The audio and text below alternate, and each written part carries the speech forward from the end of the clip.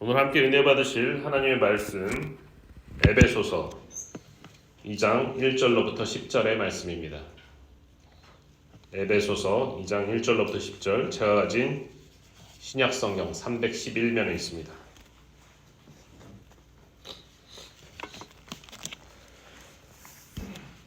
(311면) 에베소서 2장 1절로부터 10절. 저와 여러분들이 한 절씩 교독하신 후에 마지막 10절 합독하도록 하겠습니다. 그는 허물과 죄로 죽었던 너희를 살리셨도다.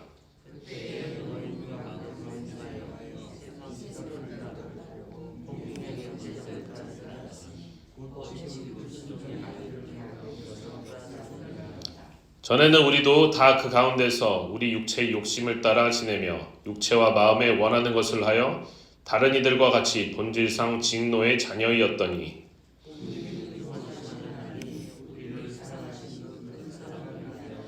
허물로 죽은 우리를 그리스도와 함께 살리셨고 너희는 은혜로 구원을 받은 것이라.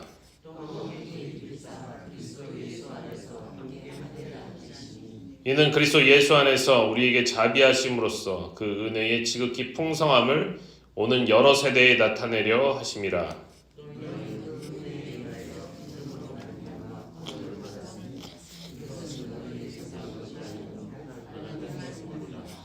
행위에서 난 것이 아니니 이는 누구든지 자랑하지 못하게 함이라. 다같이 우리는 그가 만드신 바라 그리스도 예수 안에서 선한 일을 위하여 지으심을 받은 자니 이 일은 하나님이 전에 예비하사 우리로 그 가운데서 행하게 하려 하심이니라.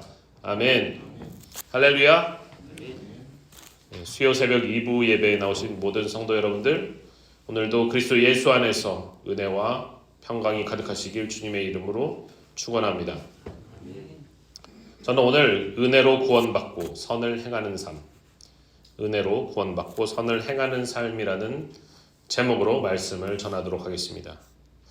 지난주 다루었던 에베소서 1장의 마지막 부분에서요, 하나님은 예수 그리스도를 죽은 자 가운데서 살리시고 일으키셔서 하늘 보좌 옆으로 그를 높이시고 마지막 때에 만물을 통합하셔서 그리스도로 하여금 다스리게 하시는 그 엄청난 능력을 우리에게도 부어주셨다. 우리에게도 부어주셨다고 말씀드렸습니다. 그리고 구체적으로 그렇다면은 이 능력이 어떻게 우리에게도 부어졌는데 인간을 변화시킬 수 있었는지 그 이야기를 오늘 본문에서 다루고 있어요. 예수 그리스도를 부활케 하고 하늘 보좌 옆으로 높이시고 마지막에 다스리게 하는 그 능력이 우리에게 부어졌는데 이게 어떻게 인간을 변화시켰는가. 오늘 말씀해 보면요, 우리라는 단어가 나오고 또 너희라는 단어가 나오고 있습니다. 우리라는 단어, 너희 이렇게 구분을 하고 있어요. 이것은 바울이 이방인인 에베소 교인들을 부를 때 너희라는 표현을 쓰고 있고, 또 자신과 같은 유대인들은 우리라는 표현을 쓴 것임을 염두에 두시면 될 것 같아요. 하지만 지금 이 말씀을 듣고 보고 있는 우리들은요, 기본적으로 우리를 지금 바울이 얘기하고 있는 에베소 교인과 같은 위치에 있다. 우리가 같은 이방인인 에베소 교인과 같다. 그래서 이것이 결국은 우리에게 하고 있는 말씀이구나, 이렇게 들으시면 좋을 것 같습니다. 그렇다면 하나님의 이 놀라운 능력이요, 어떻게 우리 인간을 변화시키셨을까요? 1절과 2절을 한번 읽어보겠습니다. 시작. 그는 허물과 죄로 죽었던 너희를 살리셨도다. 그때에 너희는 그 가운데서 행하여 이 세상 풍조를 따르고 공중의 권세 잡은 자를 따랐으니 곧 지금 불순종의 아들들 가운데서 역사하는 영이라. 자, 그는 허물과 죄로 죽었던 너희를 살리셨다, 이렇게 나오죠. 너희를 살리셨다. 우리는 교회를 오랫동안 다녔기 때문에 모든 인간이 죄를 범하였고 또 하나님의 영광에 이르지 못하였다라는 로마서 3장 23절의 말씀을 아주 달달 외우고 있습니다. 달달 외우고 있기 때문에 우리는 우리가 죄인이다라는 사실을 좀 당연하게 여기고 있지만은, 구체적으로 이 바울이 이 이방인인 너희 에베소 사람들아, 너희가 죄에서 건진받기 전에는 예수 그리스도를 믿어서 죄에서 건진받기 전에는 이 세상 풍조를 따르고 공중의 권세 잡은 자를 따르는 그런 죄를 범하고 있었다라는 것을 알려주고 있어요. 너희는 그런 죄를 범하고 있었어. 이렇게 알려주고 있습니다. 공중 권세 잡은 자가 누구죠? 공중 권세 잡은 자. 사탄. 우리가 마귀라고 알고 있는 바로 그 자입니다. 사탄 마귀라고 알고 있는 그 자가 바로 공중 권세 잡은 자인데 이 그 자는 아직 하나님의 자녀가 되지 못한 불순종의 아들들 가운데서 역사하는 영이다. 이렇게 친절하게 또 설명을 해주고 있어요. 불순종의 아들들 가운데서 역사하는 영이 바로 공중 권세 잡은 자다. 그렇다면 이 세상 풍조는 또 무엇을 말하고 있는 것입니까? 이 세상 풍조. 이 세상 풍조는 무엇을 얘기하고 있죠? 지금 우리가 살아가고 있는 이 세상의 시류를 이야기하고 있는 거예요. 이 세상의 흐름, 이 세상이 돌아가는 이치, 이 세상이 돌아가는 원리 이런 것들을 얘기하는 것입니다.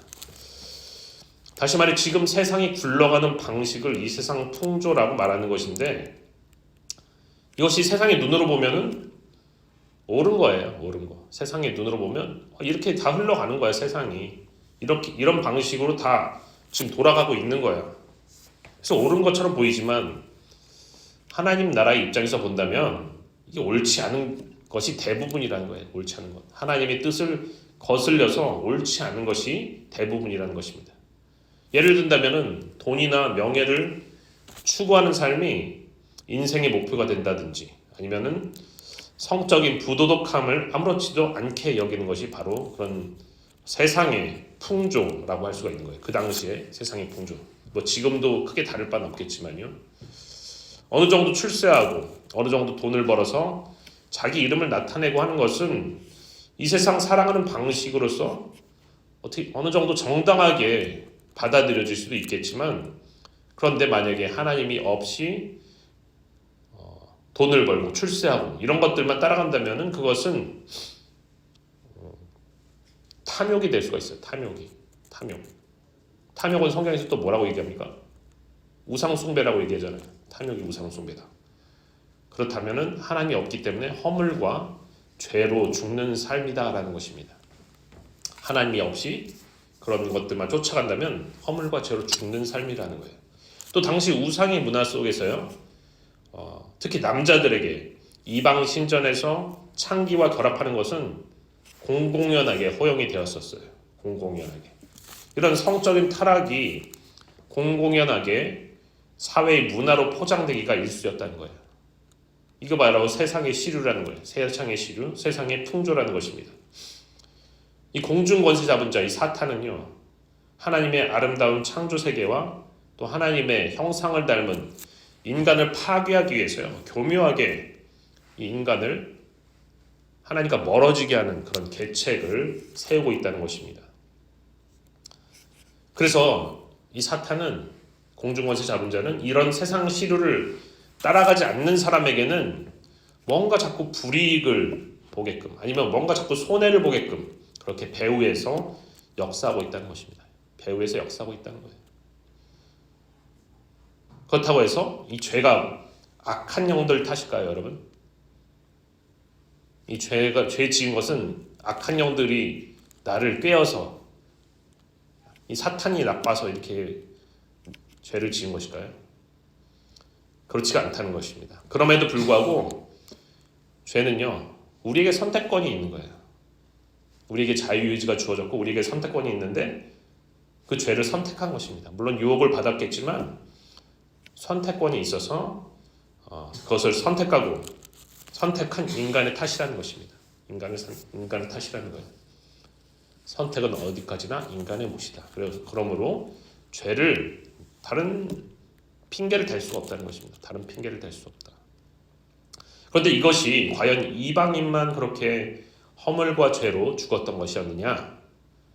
바울은 그것이 아니다 이렇게 얘기하고 있어요. 3절 자 읽어드리겠습니다. 전에는 우리도 다 그 가운데서 우리의 육체의 욕심을 따라 지내며 육체와 마음에 원하는 것을 하여 다른 이들과 같이 본질상 진노의 자녀이었더니 너희 이방인들은 허물과 죄로 죽었었는데 이 세상 풍조를 따르고 공중권세 잡은 자의 악한 영향력을 너희가 따랐기 때문이야.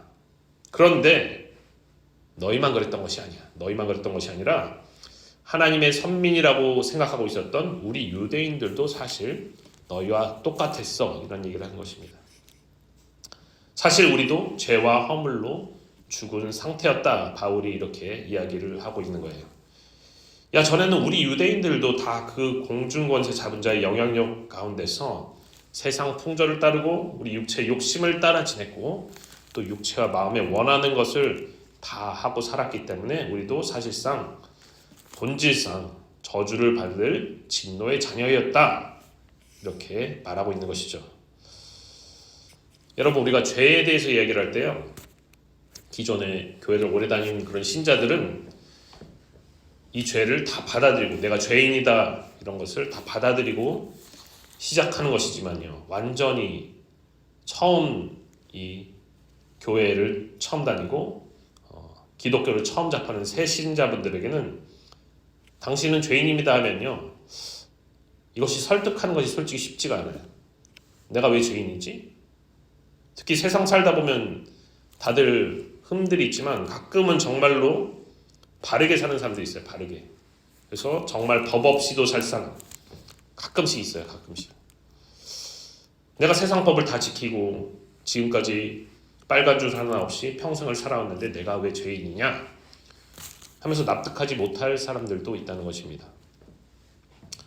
왜 저기 창세기라는 까마득히 먼 인류 최초의 사람이라는 아담의 죄 때문에 내가 죄인이 돼서 손해를 봐야 되는 것이냐, 이런 분들이 있을 수 있다는 거예요. 여러분들 어떻게 생각하십니까? 그게 인류 최초 조상 아담이 지어서 내가 지금 손해보고 있는 것입니까, 여러분? 어떻게 생각하세요? 어떤 분들은 내가 죄는 지었는데, 내가 죄는 맞아, 죄는 지었는데 내가 죽을 죄를 지은 건 아니다, 이렇게 생각할 수도 있어요. 내가 죽을 죄를 지은 것은 아니다. 그래서 우리는 먼저 죄가 무엇이냐에 대해서 정의를 제대로 세울 줄 알아야 돼요. 죄가 무엇이냐? 우리가 법에서 얘기하고 있는 죄랑 이 죄랑 똑같은 것이냐? 여러분, 성경에서 말하는 죄의 개념은요, 우리 형법에 나와 있는 그런 죄보다 훨씬 범위가 넓다고 할 수가 있습니다. 범위가 넓어요. 심지어 신약 성경에서 예수님은 마음으로 지은 죄까지도 죄다 이렇게 말씀하셨습니다. 마음으로 간음한 자, 죄인이라는 거예요. 간음한 자, 간음죄 지은 사람이에요. 이 죄 때문에 구원을 얻지 못한다는 거예요. 죄 때문에. 근데 인류 최초의 사람들이 지은 죄는 어떤 종류의 죄였냐면 불순종의 죄를 지은 것입니다. 불순종. 하나님의 말씀에 불순종한 죄. 그래서 하나님 말씀 순종하지 못하고 어겼다는 거예요. 하마르티아라고 하는데, 이 불순종의 죄가 인류에 들어오면서 이 죄의 본성이, 죄성이 유전이 된 거예요. 유전이. 이거를 우리가 원죄라고 합니다. 원죄. 그래서 죄를 짓지 않더라도요, 죄된 본성이 우리 사람 가운데 유전자로 있는 거예요. 그래서 죄인이라고 하는 것입니다. 그래서 모든 사람들은 태어나면서부터 이 죄성을 가지고 태어나기 때문에 죄인인 것인데, 이 죄성을 가지고 있으면 죄를 지을까요, 안 지을까요? 반드시 짓게 되어 있다는 거죠. 반드시 짓게 되어 있다. 그래서 로마서에서 아까 얘기했던 그 말씀이 그 말씀인 거예요. 모든 사람이 죄를 범하였음에 하나님의 영광에 이르지 못하였다. 죄성을 가지고 있기 때문에 죄를 짓는다는 것입니다. 근데 하나님은요, 거룩하신 분이세요. 거룩하신 분인데 거룩한 하나님이시기 때문에 죄와 함께 하실 수 없는 분이십니다. 거룩한 하나님은 죄와 함께 할 수 없어요. 그래서 죄인인 사람이 하나님으로부터 분리되고, 이 하나님으로부터 분리된다는 것은 죽음을 의미하는 것입니다. 죽음을. 처음에 아담에게 얘기했던 것, 선악을 알게 하는 나무 열매를 먹으면 내가 정녕 죽으리라. 근데 바로 안 죽었잖아요. 그죠? 바로 안 죽었잖아요. 하나님과 분리된다는 것입니다. 영적인 죽음을 맞는다는 거예요. 그리고 대신 나중에 가죽옷을 해 입히시는데 동물들이 대신 죽은 거예요. 대신. 어쨌든 죽음이라는 게 왔다는 거예요. 이 죄를 지으면서. 그래서 하나님과 떨어지는 것, 하나님과 분리되는 것이 바로 죽음인 것이다라는 거예요. 그래서 죄의 삭슨, 죄의 결과는, 죄의 대가는 사망이다, 이렇게 얘기하고 있는 것입니다. 사망이다. 결국 이것은요, 인간의 불순종에 의한 저주였습니다. 그리고 죄악의 본산인 공중권세 잡은 자 사탄 마귀의 영향력 아래서 불순종의 아들들로 사는 삶이었어요. 이 죄악에 사는 삶이에요, 그것이. 근데 이것은 지금 하나님을 몰랐었던 이방인들 뿐만 아니라 하나님을 알고 있었다, 하나님을 믿는 선민이었다고 했던 유대인들도 똑같이 이 죄악 가운데 살았다는 것입니다. 그 얘기를 지금 바울이 하고 있는 거예요. 그럼 이것은요, 사람이 굉장히 곤경에 처한 것이거든요. 이 저주라는 것은 풀 수가 없는 거예요. 죄된 본성을 가지고 태어났잖아요. 그러면 이 죄를 해결할 수 없잖아요, 스스로. 이거는 굉장한 트러블에 빠진 것입니다. 굉장한 곤경에 빠진 거예요. 그럼 이 저주받은 이 죄악의 질곡을 과연 어떻게 해결할 수가 있습니까? 해결을 받아야 되는데 어떻게 구원을 받을 수 있죠? 구원은 원래 어떤 곤경에 빠진 그런 위치에서 구출해준다는 뜻을 가지고 있어요. 구출해준다. 그래서 구원이라는 말을 쓰는 거예요. 구출, 레스큐라는 말을 쓰는 것입니다. 본질상 하나님의 진노를 살 수밖에 없는 이 진노의 자녀의 신분에서 과연 어떻게 탈출을 할 수 있느냐, 어떻게 사망에서 생명으로 옮겨갈 수가 있느냐. 4절에서 7절 우리 다 같이 한번 읽어보겠습니다. 시작.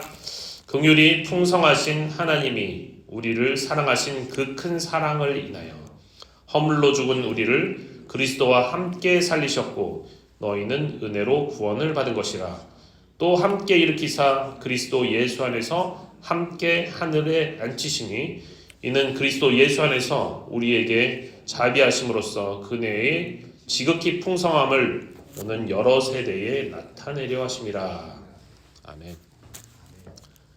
자비와 긍휼이 풍성하신 하나님께서 그 한이 없는 사랑으로 우리를 예수 그리스도와 함께 죽은 자 가운데서 살리시고 함께 일으켜서 함께 하늘에 앉히셨다.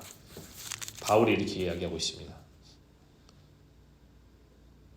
그러면서 너희는 은혜로 구원을 받은 것이라, 이렇게 설명을 하고 있어요. 여러분 가만히 생각을 해보면 하나님께서 예수님을 죽은 자 가운데서 살리신 것도 맞고요, 일으키신 것도 맞고, 또 하늘로 승천하게 하셔서 하나님 보좌 우편에 앉게 하신 것도 다 맞습니다. 그렇죠? 다 맞아요.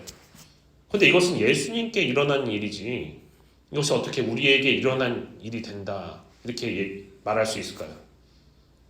지금 분명히 말씀에서는 우리를 그리스도와 함께 살리시고 함께 일으키시고 함께 하늘에 앉히셨다, 이렇게 말씀하고 있잖아요. 이것이 과연 사실입니까? 우리가 정말로 일으켜졌고 우리가 죽음에서 건져졌어요? 이게 사실이라면 언제, 어떻게 이렇게 하신 것일까요? 여러분 예수 그리스도라고 할 때 그리스도가 무슨 뜻이라고 했습니까? 그리스도는 기름 부음 받은 자라는 뜻입니다. 그리고 구약의 히브리어에서는요, 그리스도를 메시아라고 불러요. 메시아가 바로 그리스도입니다. 그리스도가 메시아예요. 우리는요, 이 메시아를 쉽게 이야기해서 구원자라고만 알고 있습니다. 구원자. 근데 좀 더 엄밀하게 따져보면 기름 부음 받은 자인 이 메시아가요, 구약에서는 세 부류가 있어요. 세 부류에게만 기름을 붓는 거예요. 첫 번째 제사장이 기름 부음을 받습니다. 두 번째로는 선지자가 기름 부음 받습니다. 또 한 부류는 바로 왕이 기름 부음을 받아요. 왕이. 그런데 기본적으로 예수님께서 메시아로 이 세상에 오셨다, 그리스도로 오셨다는 뜻은요, 예수님께서는 이 세 부류의 속성을 모두 다 가지고 이 땅에 오신 거예요. 예수님은 멜기세덱의 반차를 쫓은 제사장으로서 오셨고 또 죄를 깨닫게 하는 그런 선지자로서의 모습도 가지고 있습니다. 그리고 하나님 나라를 다스리시는 왕으로서의 속성도 모두 다 가지고 계신 분이 바로 예수님이에요. 그런데 이 중에서도요, 중요한 것이 바로 왕으로 오신 메시아라는 것입니다. 왕으로 오신 메시아. 통치하시고 다스리시는 메시아. 새 언약을 성취하시고 새 하늘과 새 땅을 완성하실 왕으로서의 메시아. 즉 왕이신 그리스도의 역할이 가장 중요하다고 할 수가 있어요. 여러분, 한 나라의 왕이 된다는 것은 무슨 뜻이냐면요, 그 왕이 그 나라의 모든 백성과 그 나라를 대표하는 속성을 가지고 있다는 것을 의미하는 것입니다. 왕이 모든 것을 대표해요. 그 나라를, 그리고 그 모든 백성을 대표하는 거예요. 그래서 지난번에 말씀드렸듯이 다윗이 골리앗과 싸웠을 때 1대1로 싸운 거예요. 사실은 1대1로, 개인 대 개인으로 싸운 거예요. 싸운 거는. 하지만 그 나라의 대표로서 다윗이 골리앗을 꺾은 것은 유다 나라가 블레셋에게 승리를 거둔 것입니다. 그래서 국민의 승리인 거예요. 다윗의 승리가 그 유다 백성들의 승리가 되는 것입니다. 마찬가지로 예수 그리스도에게 일어난 일은요, 왕이신 예수 그리스도께 속한 그 백성들에게도 동일하게 일어나는 사실이다라는 것을 우리는 기억해야만 되는 것입니다. 예수님께 일어난 일이 예수님께 속한 이 백성에게, 하나님의 백성에게 똑같이 일어나는 사실이다. 그래서 지금 함께라는 말을 쓰고 있는 거예요. 함께. 하나님께서 왕이신 예수님을 죽은 자 가운데서 살리시고 일으키시고 하늘로 올리셔서 앉히셨으면 예수님께 속한 이 백성들에게도 동일하게 그 효과가 발생을 한다는 것입니다. 그런데 이것이 우리가 잘해서 그런 게 아니에요. 우리의 노력으로 그런 게 아니에요. 오직 하나님의 은혜라는 것입니다. 오직 하나님의 은혜로 이렇게 동등한 대우를 받는다는 거예요.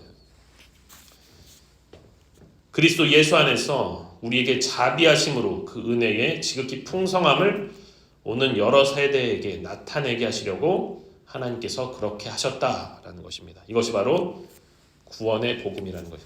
이것이 바로 구원의 복음이에요. 구원의 복음. 8절과 9절을 함께 읽어보겠습니다. 시작. 너희는 그 은혜에 의하여 믿음으로 말미암아 구원을 받았으니 이것은 너희에게서 난 것이 아니요 하나님의 선물이라. 행위에서 난 것이 아니니 이는 누구든지 자랑하지 못하게 함이라. 아멘. 너희는 그 풍성한 하나님의 은혜에 의해서 믿음으로 말미암아 구원을 받았는데 이것이 값없이 주어지는 하나님의 선물이다라는 거예요. 값없이 주어진 하나님의 선물이다. 우리의 행위로 얻은 것이 아니라는 거예요. 그저 은혜로 얻어진 것이기 때문에 누구든지 자랑을 할 수가 없다라는 것입니다. 자랑할 수 없다. 심지어는 이 그리스도를, 예수 그리스도의 복음을 믿는 이 믿음도 어떤 행위가 있는 거잖아요. 내가 믿었다. 그런데 그 믿음의 행위조차 우리가 자랑할 것이 못 된다는 거예요. 왜냐하면요, 우리가 선택해서 믿은 것 같잖아요. 내가 선택해서 예수 그리스도를 믿은 것 같잖아요. 하지만 사실은 그 믿음의 행위조차도 하나님의 은혜로 성령님을 통해서 믿게 해주신 것이기 때문에 우리가 자랑할 것이 전혀 없다라는 것입니다. 우리가 믿은 것 같지만 성령님 통해서 믿게 된 거라는 거예요. 성령님 통해서 믿게 된 거다. 그래서 내가 한 행위가 아니라는 거예요. 성령님께서 우리로 하여금 믿게 하신 것이고, 이 믿게 하신 것도 하나님께서 우리를 예정하셨기 때문에 이루어진 일이다라는 것입니다. 그런데요, 행위로 구원받는 것이 아니기 때문에 마치 이 믿음과 행위는 전혀 관계가 없는 것 같은 그런 느낌을 받을 수가 있어요. 아, 믿는데 행위는 필요 없는 거구나, 이렇게 생각할 수가 있어요. 하지만 10절에서 이렇게 말씀하고 있습니다. 다 같이 읽어보겠습니다. 시작. 우리는 그가 만드신 바라 그리스도 예수 안에서 선한 일을 위하여 지으심을 받은 자니 이 일은 하나님이 전에 예비하사 우리로 그 가운데서 행하게 하려 하심이니라. 자, 우리가 예수 그리스도 안에서 선한 일을 위하여 지으심을 받았다, 이렇게 얘기하고 있어요. 선한 일을 위하여. 사람이 행위로 의롭게 되는 것이 아니기 때문에 마치 선한 일을 하는 것도 필요가 없다는 그런 말인 줄 알았는데 지금 그게 아니라는 거예요. 그게 아니라는 거예요. 오히려 성경은요, 우리가 선한 일을 위하여 지음을 받았다라고 얘기하고 있어요. 선한 일을 위해서 지음을 받았다. 그 대신요, 이 착한 일이라는 것은 인간의 공적에 의해서 하는 것이 아니라 하나님께서 창조적인 사랑을 통해서 미리 예비하신 일이라는 것입니다. 제가 지난 금요 심야 기도회 때 새 언약에 대해서 말씀을 드렸어요. 새 언약. 새 언약은 돌판에 새겨지는 옛 언약과 달라서 어디에 새겨진다고 했죠? 새 언약이 어디에 새겨진다고 했습니까? 마음에 새겨진다고 했습니다. 마음에 새겨지는 것이 새 언약이에요. 근데 이 새 언약은 예수 그리스도의 피, 즉 십자가를 통해서 성취가 되는데, 구체적으로는 보혜사이신 예수 그리스도가 십자가의 죽음과 부활을 통해서 일으켜지신 후에 하늘로 승천하셔서 또 다른 보혜사이신 성령님을 우리에게 보내주심으로 마음에 새 언약이 새겨질 수 있다, 이렇게 말씀을 드렸습니다. 성령님이 우리한테 와야지 새 언약이 새겨지는 거예요. 새 언약은요, 그래서 성령님을 통해서 마음에 새겨지는 것입니다. 성령님 통해서. 근데 이 새 언약이 새겨지면은 어떤 효과가 있느냐? 누구든지 하나님을 알아, 야, 너 하나님 알아야 돼. 하나님을 알라라고 말할 필요가 없다고 그랬어요. 예레미야서에서 31장 31절에 34절에 그렇게 나와 있습니다. 누구든지 앞으로는 하나님을 알라고 말할 필요가 없다. 권면할 필요가 없다고 그랬어요. 왜냐하면 이미 성령님을 통해서 마음에 새겨진 계명을 실천하면서 하나님을 알고 하나님의 뜻을 행하기 때문에 굳이 알라고 할 필요가 없다라는 것입니다. 그러므로 이 10절에서 말씀하는 바가 무엇이냐? 10절에서 말씀하는 바는요, 이런 성령을 받은 것을 이미 전제로 하고 있다라고 할 수 있어요. 너희는 이미 성령을 받았기 때문에 예수 그리스도를 믿고 나서 성령이 임하시면 우리가 계명을 지키며 하나님의 뜻대로 선한 일을 하며 살아가게 되어 있다라는 것입니다. 하나님이 뜻을 그대로 행하면서 선한 일을 하면서 살아가게 되어 있다. 하나님께서 그렇게 예정하셨다는 것입니다. 이 일을 위하여 우리가 지으심을 입었다라고 지금 이야기를 하고 있어요. 그러므로 사랑하는 성도 여러분, 우리 이전의 삶은 허물과 죄로 죽은 상태였는데 자비와 긍휼이 풍성하신 하나님의 은혜로 예수 그리스도의 십자가와 부활의 복음을 믿음으로 말미암아 우리는 구원을 받게 되었습니다. 그것이 오직 하나님의 은혜라는 거예요. 오직 하나님의 은혜다. 그래서 우리는 은혜로 구원받은 자로서 하나님 성령님을 의지해서 선한 일을 하도록 지음받은 존재라는 것입니다. 여러분, 거듭난다는 것은요, 우리가 새 언약의 수혜자가 돼서 성령님을 통해서 마음에 하나님의 계명이 심겨진 것을 뜻하는 것입니다. 그것이 거듭난 거예요. 성령님이 우리 마음에 하나님의 계명을 심어주신다는 거예요. 그러면 우리는 성령님이 우리 가운데 주시는 이 감동을 따라서 오늘도 하나님의 백성의 신분에 걸맞도록 하나님의 뜻대로 선한 일을 행해야 할 줄로 믿습니다. 할렐루야. 오늘도 성령 충만함으로 하나님이 기뻐하시는 이런 선한 삶을 살아가는 저와 여러분이 되시기를 주님의 이름으로 축원합니다.